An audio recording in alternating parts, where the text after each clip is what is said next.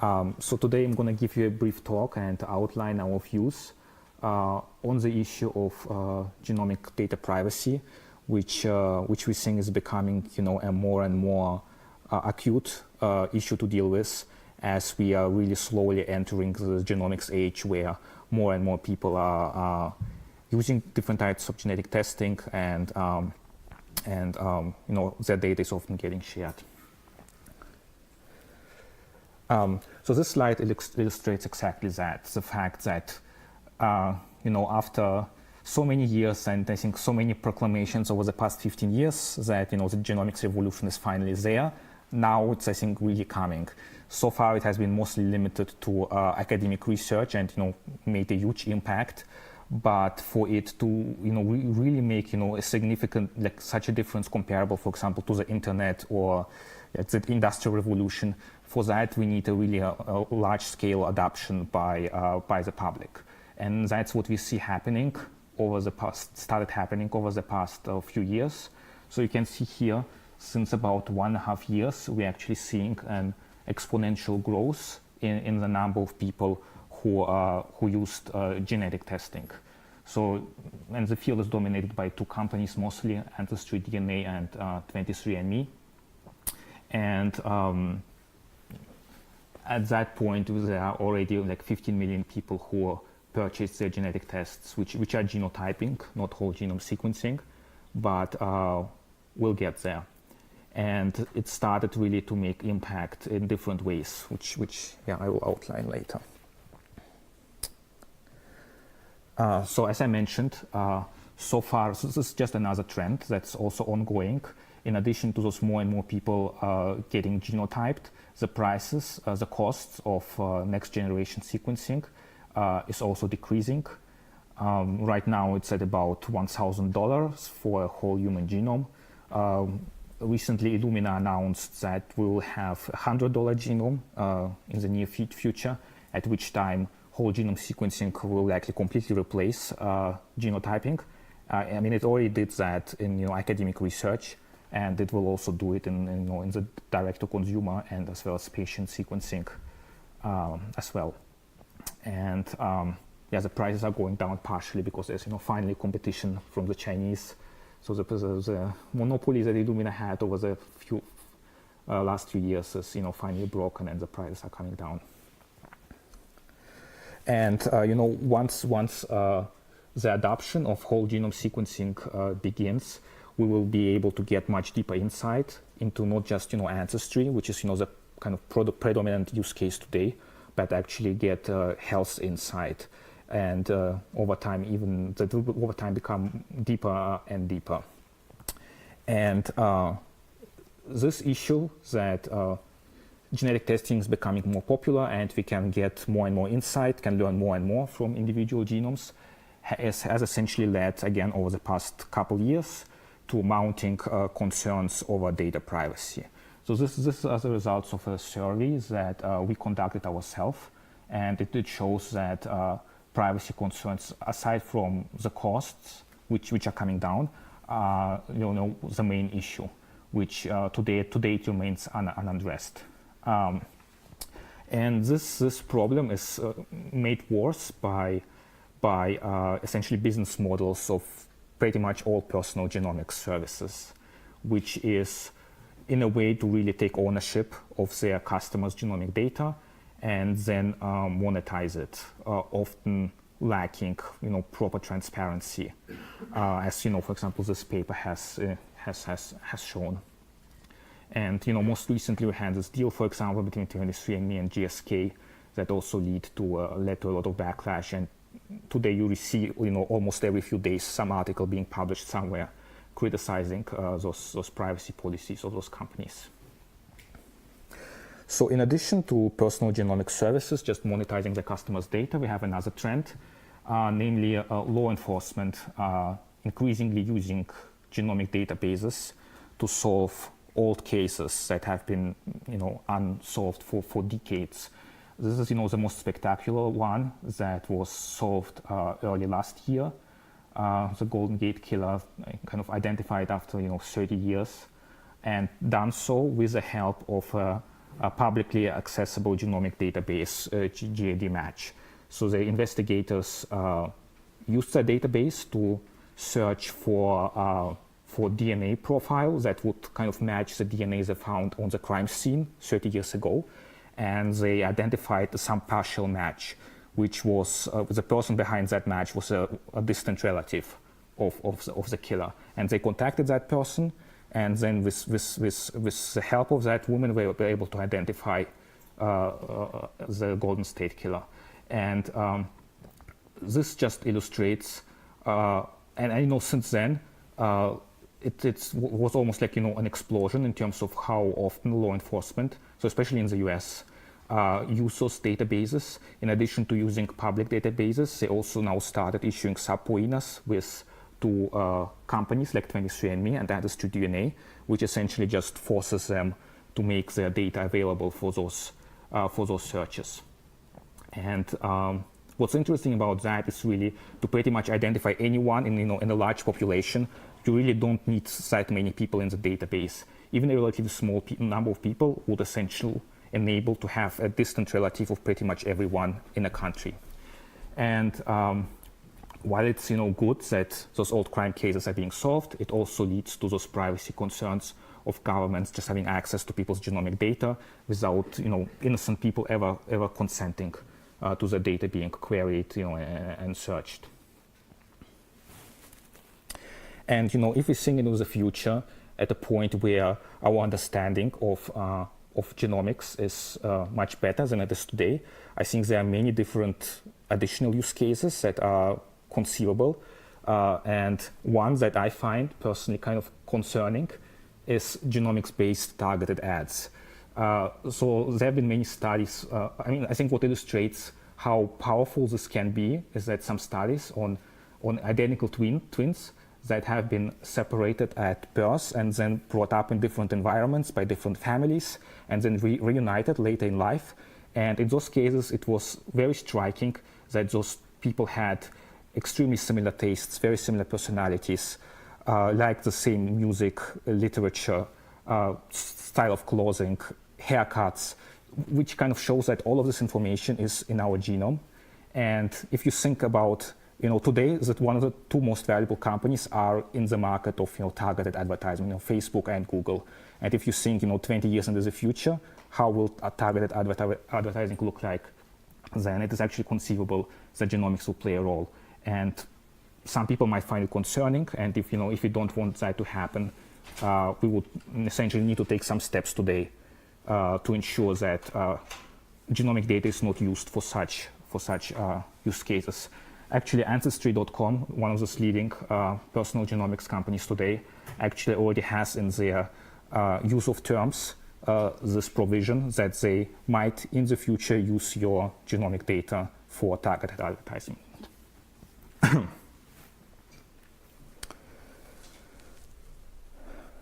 All right. Now, of course, you could say, okay, then let's just not share the data at all. But sharing is very important because only data sharing and aggregation or making available of large genomic data set will make a lot of progress possible. That will essentially impact all of us in a potentially in a very positive way.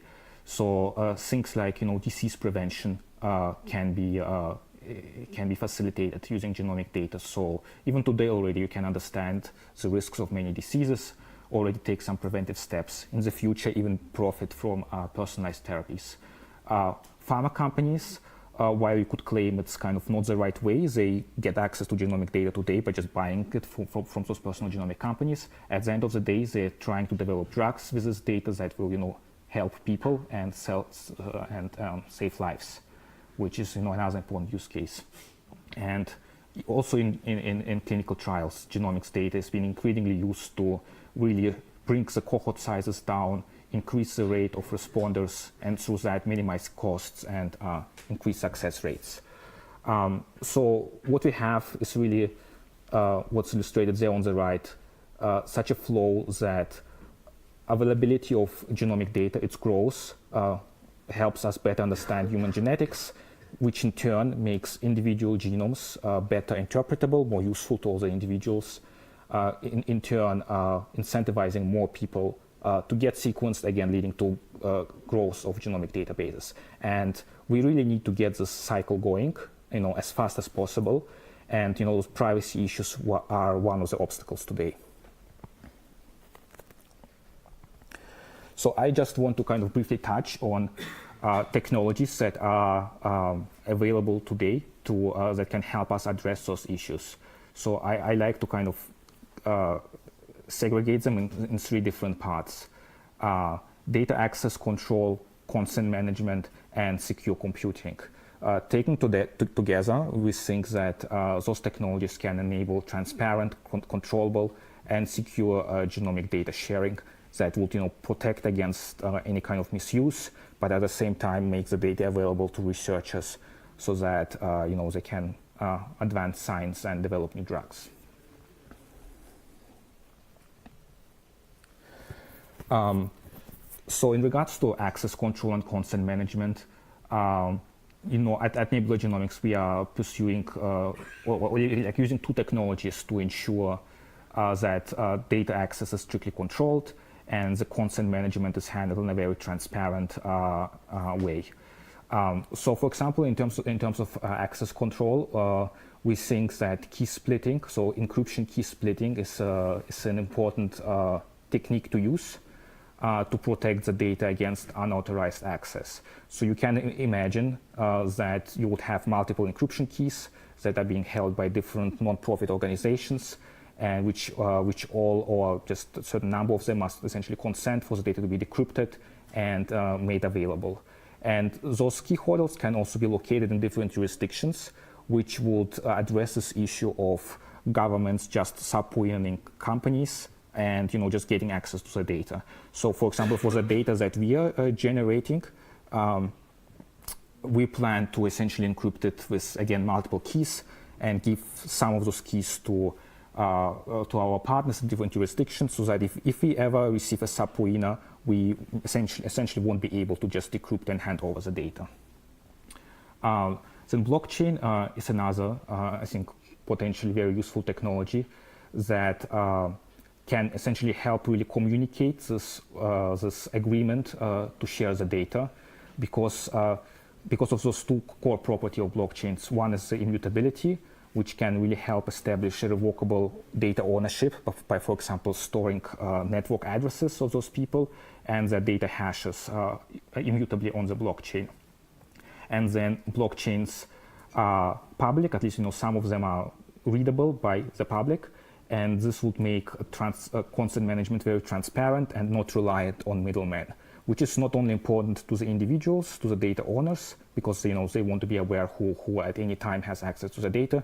It's also important to researchers. For example, we spoke with a pharma company recently, and they told us they have now a big pile of data sitting on the servers, but they somehow lost track of the consent because the middleman that were working went out of business, and now they essentially lost the data. They cannot use it anymore. Also, it's just sitting right there. And by eliminating middlemen, this issue can be addressed.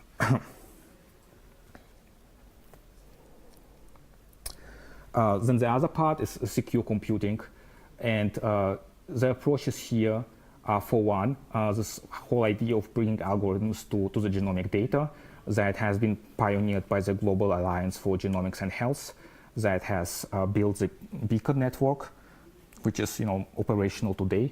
It's essentially a network of about, I think, 200 different institutions that maintain their genomic databases and take in queries and then just return presence. If the variant that is being queried for is present, then just return this result to the investigator.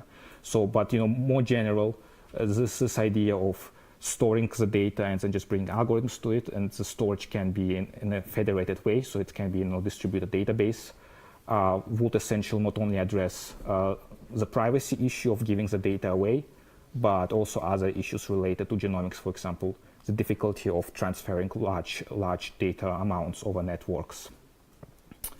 And another, the fourth technology, which is the most difficult to implement of all of those, are privacy-preserving technologies that would essentially also protect the data, for example, from the storage and computing providers.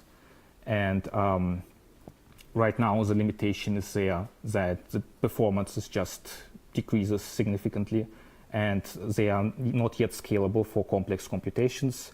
But Jean-Pierre's group is working on it. There are other groups that are very focused on researching this, and it has been already shown that we can do queries today on homomorphically encrypted data. Even Jiva studies are now becoming feasible, and there will likely be more progress in the future. Right, and now after I kind of gave an overview of those technologies, and that they can be used together to make data sharing more controllable, transparent, and secure, I want to talk about some new challenges that this would introduce, or challenges that could potentially come up and would need to be overcome. One, for example, is that the issue of encryption laws and some proposals that also increasingly being made that suggest establishment of universal government-controlled genomic databases. So in terms of encryption laws, we had a trend also in the past few years of encryption pretty much being under assault by some governments. So far, it has been limited to end-to-end encryption of messages, and this technology has essentially been banned already in China, Russia, Turkey, and some other countries, which might not be that surprising.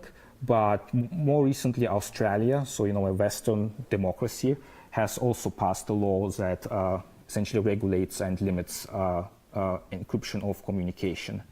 And given this interest of law enforcement, and what is usually cited when these laws are passed are just security, and that this encryption hinders enforcement of laws.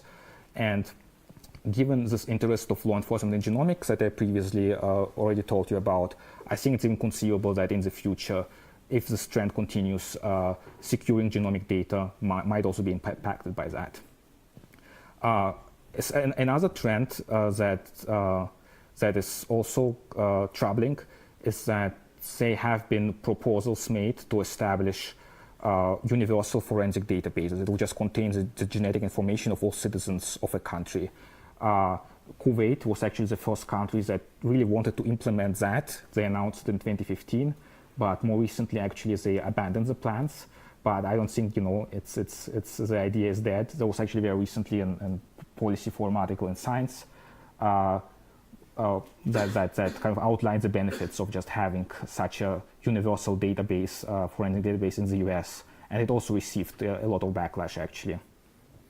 So we will see how those things go, but the issue here is really that I think the public must push back against such regulations and to really make sure that personal information can be efficiently protected. Then there are a number of other new challenges that would come up that all center around the idea of giving essentially individuals control over their own data. While this generally is, I think, the right direction to go, there are some new issues that would arise. In particular, in genomics, there is, for example, the issue of uninformed access. So people, just finding out something about their genes and being, very distressed about this, either because they misinterpret this result, or just because they, haven't been really prepared for that. And today we have benevolent gatekeepers, as I call them, which can be, doctors and genetic counselors, that in some way take control away from the individuals, but do it for a good reason, right? But if we kind of moved towards a more individual-owned or controlled genomic data model, then the influence of those benevolent gatekeepers would decrease, which potentially would create issues, as some people who just as I said, might struggle with the results or misinterpret their meaning. And so we, to address that, I think, very stringent guidelines should be implemented in terms of educating people about what genetic testing means, and how to understand the results and how to cope with them, or also give people the ability to opt out of knowing certain things. And I think one good example for doing that is a Personal Genome Project that has been now going for over 10 years.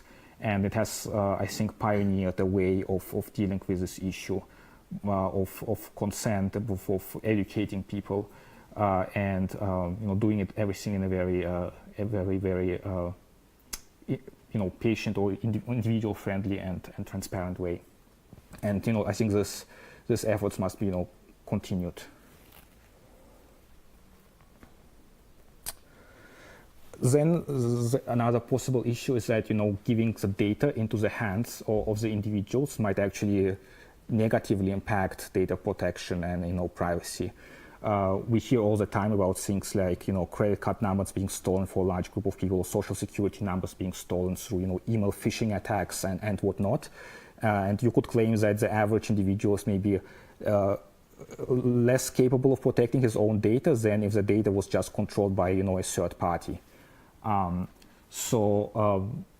What I think needs to be done here is extending some guidelines for secure management of personal information as it exists today for things like security numbers to personal genomic data, and issue recommendations. Like, for example, today there's like a ton of websites online where you can just upload your genomic data and then they give you some interpretation back.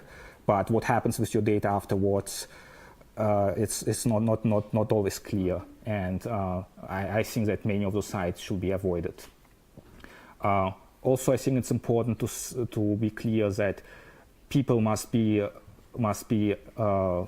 educated about protecting their own data, because the reliance of existing laws, for example, to protect against discrimination is insufficient. So in the US, we have, for example, the GINA, the Genetic Information Non-Discrimination Act, that protects health insurance companies, that prevents health insurance companies from discriminating based on genetics. But for instance, it doesn't apply to life insurance, and it also doesn't apply to disability insurance, and it also doesn't protect people from being discriminated in the education space or the housing space.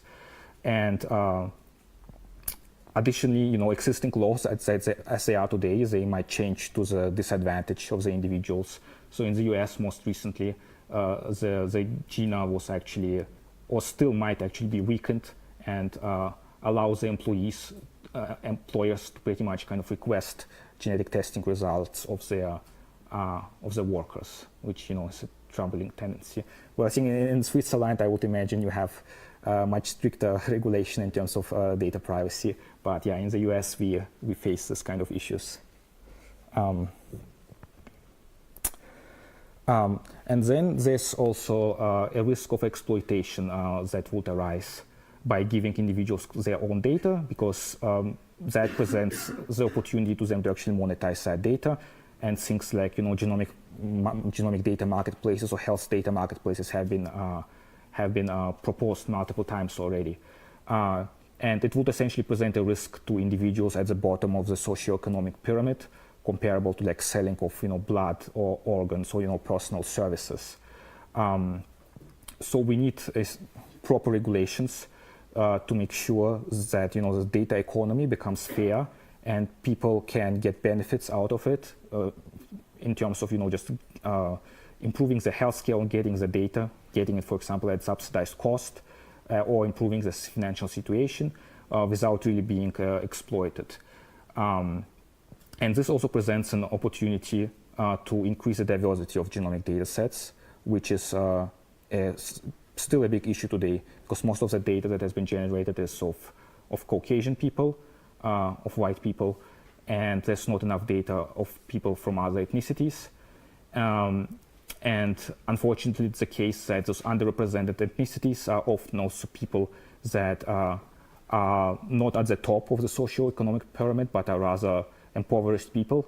If you think, for example, of many African countries, and there has unfortunately also been bad precedent in the past where those people have been exploited by scientists in many cases, by pharma companies, without really getting any benefits of this data that they provide. And again, this is the issue of the exploitation that we need to address, and with proper guidance and proper regulations to prevent that from happening.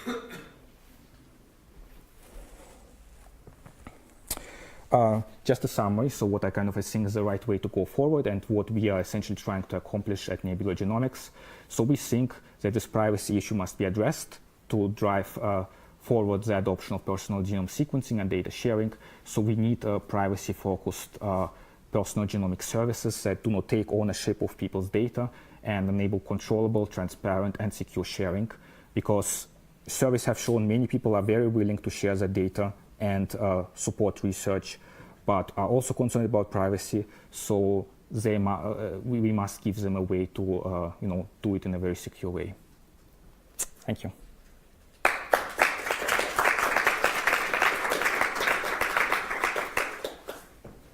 Questions?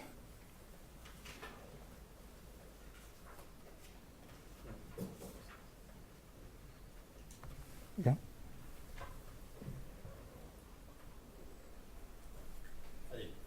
Thank you for a great talk. Question that I have is, let's take those words in the slide now and operationalize them. So if you take, for example, ownership of data, is it good or bad for individuals to have ownership? Because if you have ownership, then employers or dating sites or insurers can ask you to provide it. It's good to have control. On the other hand, if you have control, people can demand it against your interests. Right. Or if you take consent, how should that really be handled? Should it be general or specific? Should it be an opt-in or opt-out? Or you take issues like use. What limitations should there be on data transfer to third parties? In many countries right now, data transfer to third parties, even those third parties that would handle de-identification, is illegal. Right. So every one of the points that you've made is great. The problem is exactly what rules do we really want to see in place? It's obviously a hard problem, yep. And I'm asking this question with great sympathy for what you and George and others are doing. Yeah, so those issues, we do not claim to have already solutions for them. Those are open issues that I think will be potentially figured out over time, not just by us, but by the larger community. And there are certain directions which we're going. So, for example, in terms of data transfer, so the ideal case would be really to have no data transfer, to have all the data stay in place, have the algorithms come to the data. Ideally, the data also remain encrypted during those computations, which is still not feasible today, and have a federated network of federated database that would provide researchers the results that they're looking for. In terms of consent, the way we think about that is that it would also probably need to be it requires like rethinking if you were to build such peer-to-peer data sharing network. I think that a combination of opt-in and opt-out consent might work for that. For example, having opt-in consent for this general participation when people essentially kind of upload the data and make it available and queryable on the network. And then for specific use cases, when a researcher requests access, I think for this to be kind of more efficient, having opt-out consent will be favorable. An open question that we just discussed previously is whether it will be compliant with GDPR or not. I'm not sure. What was the first part of your question, remind me? So do you actually want people to have control over their data or not? Yeah. If I was at MGH, okay, I go through the lobby, they say, please give us a sample of your blood so that we can match it to your medical records, and we will not give you access to any of the information. And then they say it's for your protection, Yeah. so that others cannot request the information. And GINA is obviously insufficient Yeah. to cover people that may want to use the data in bad ways, like an employer, or even worse, actually, disability insurer. Okay. And we could even talk about weird stuff like dating sites and marriage brokers, at least in some societies. But if you don't have control over the data, you don't have real effective ownership, then others cannot demand it of you. So philosophically, what is your point of view on whether those who are providing the data should have access to it, if you can't protect them from adverse use? Yeah. Well, the question is, I think, is then, can those other third parties legally demand from you to get your data or not? And then again becomes a kind of a legal question. If you don't have ownership of your data, then someone does. And today, a lot of this data, whether it's HR records mostly or claims data, it's already being de-anonymized and sold, and you have essentially no say in that.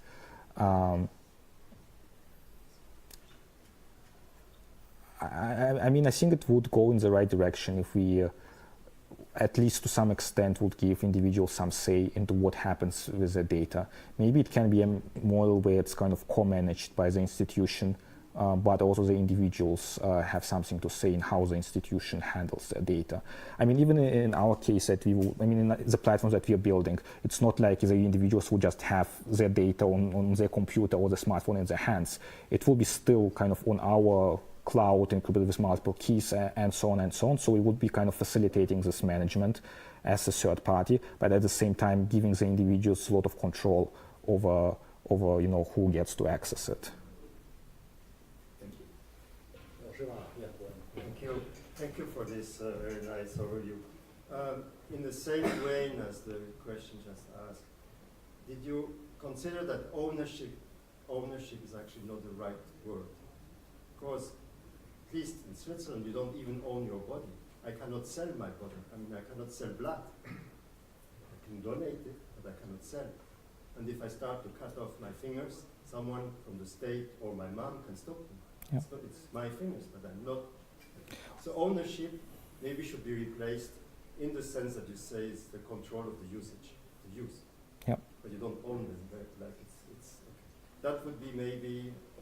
At least I think in Europe we started to think a little bit in usage more than in ownership, because it's a complicated legal thing. And I was wondering if the US is the same thing. The second question I have, so does this Global Alliance for Global Health, which has put a system of federated databases, does it work? Yes. Is the research part solved? So can we actually access can researchers today access all the damn genomic databases that exist or not?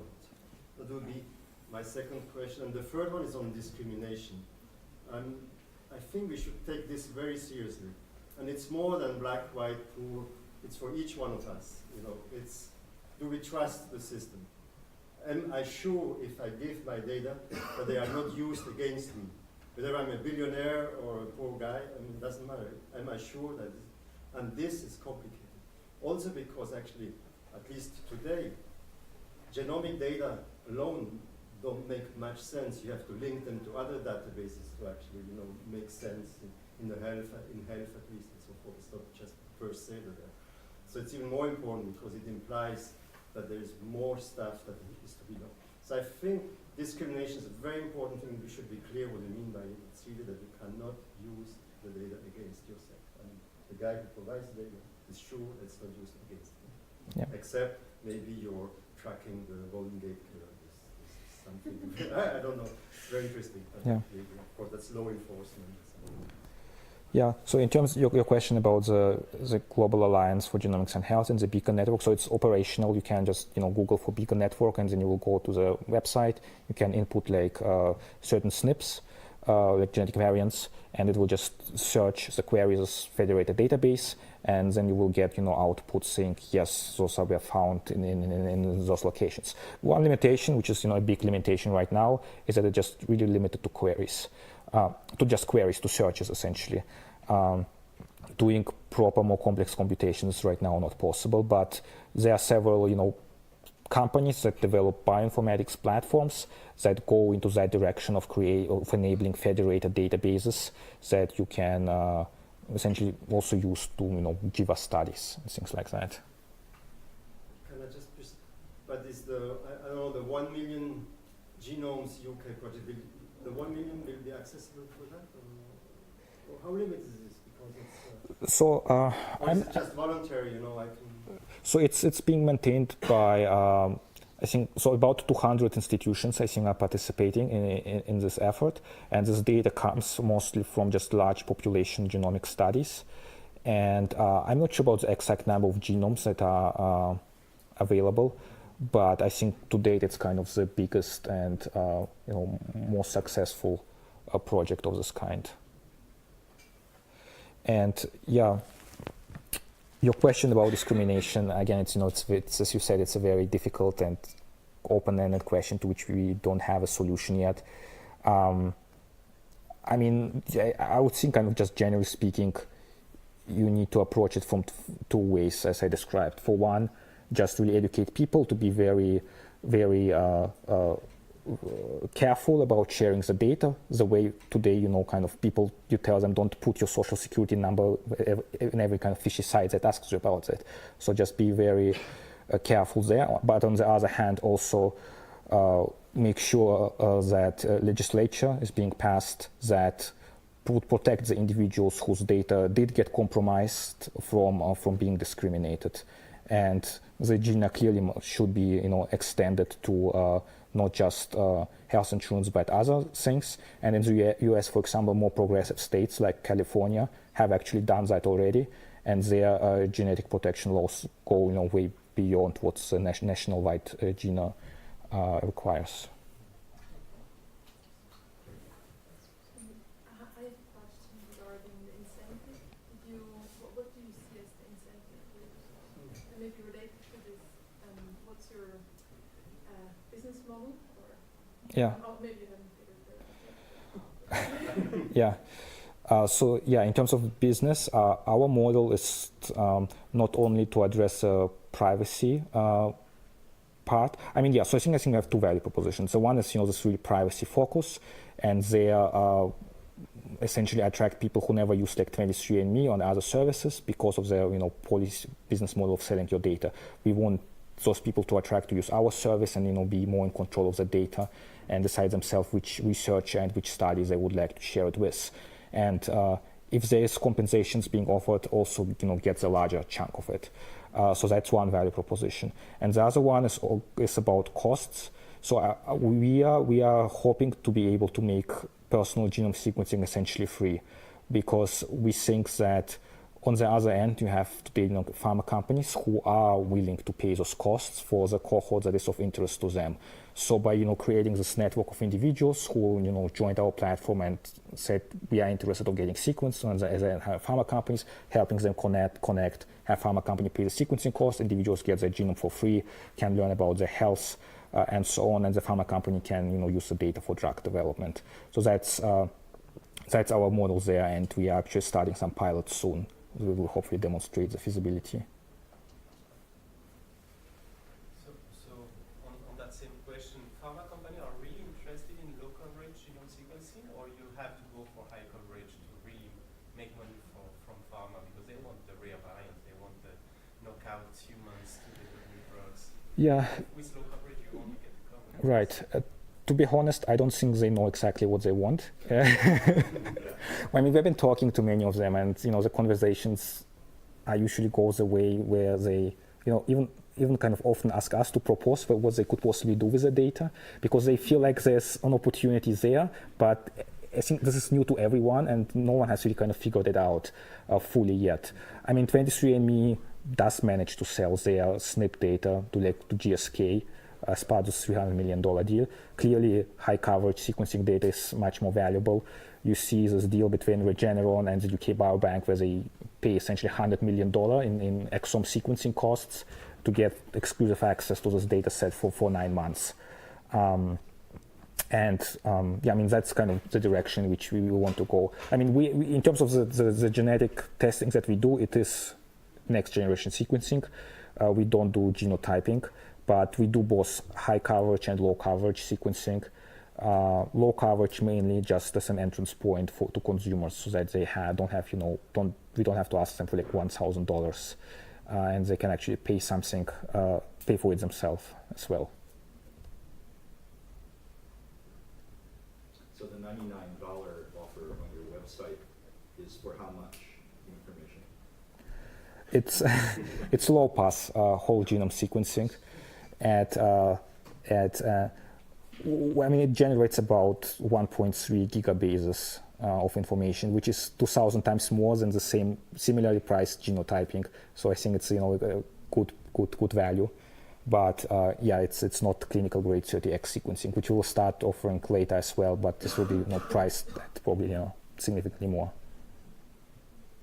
And another detail maybe, but I have my genome. Can I upload it somewhere on Nebula? I didn't find that. You only use your generated data? Yeah, no, actually we allow that.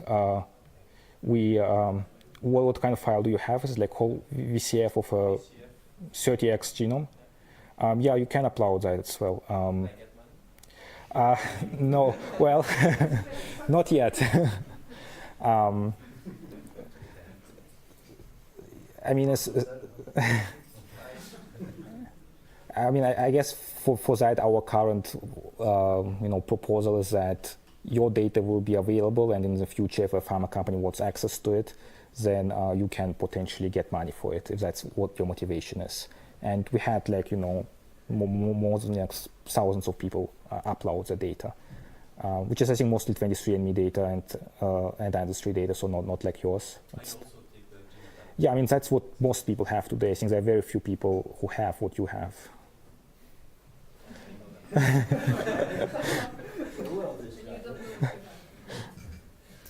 Yes. So on that point, it sounds like right now you're targeting more health stuff than Ancestry, because I know a lot of the benefit of Ancestry.com or 23andMe is that a lot of people already have their stuff on there. So in terms of people who are interested in that kind of thing, how are you thinking about getting some of those populations to try to connect people, or that's just not at all? Well, in terms of just ancestry analysis, we offer that. So kind of just saying you are, so and so much % from this part of Europe or that part of Europe. So that's that part of the results that we give you with a $99 test. In terms of connecting people, for that to work efficiently, we would need to have essentially larger scale first. Also, we could integrate with GAD match as well. But yeah, for this low cost offer, it's really this ancestry for now and just non-health related traits. While in the long run, we really want to focus more on high coverage sequencing and really health related reporting, especially once the prices go down. And I mean, soon the 30x sequencing should also reach the $100 level, at which point low pass or genotyping won't make any sense anymore. So hopefully soon.